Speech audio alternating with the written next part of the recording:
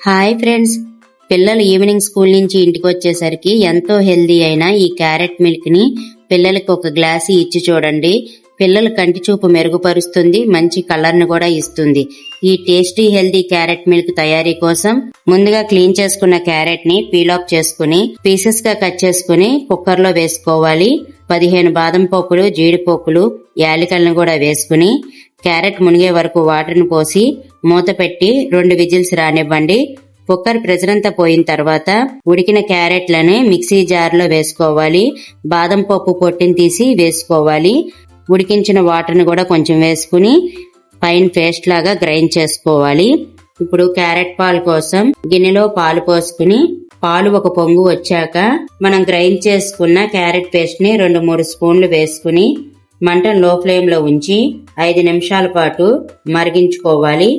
ఇప్పుడు పాలు బాగా మరిగాయి. స్టవ్ ఆపేసి పాలు పక్కన పెట్టేసుకుందాం. మిగిలిన క్యారెట్ పేస్ట్ ని ఒక ఎయిటెడ్ బాక్స్ లో స్టోర్ చేసుకుంటే 4-5 రోజుల పాటు ఫ్రిడ్జ్ లో పెట్టుకొని వాడుకోవచ్చు.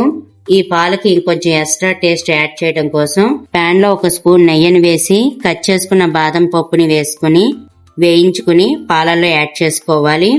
ఈ పాలు కొంచెం గోరువెచ్చగా ఉన్నప్పుడు మనం తినే స్వీట్నెస్ బట్టి 2-3 స్పూన్ల వరకు బెల్లం పొడిని వేసుకుని కలుపుకోవాలి. ఈ పాలు గోరువెచ్చగా ఉన్నప్పుడు తాగినా బాగుంటాయి. ఫ్రిడ్జ్ లో పెట్టుకుని చల్లచల్లగా తాగితే పాల టేస్ట్ చాలా బాగుంటుంది. Thank you for watching.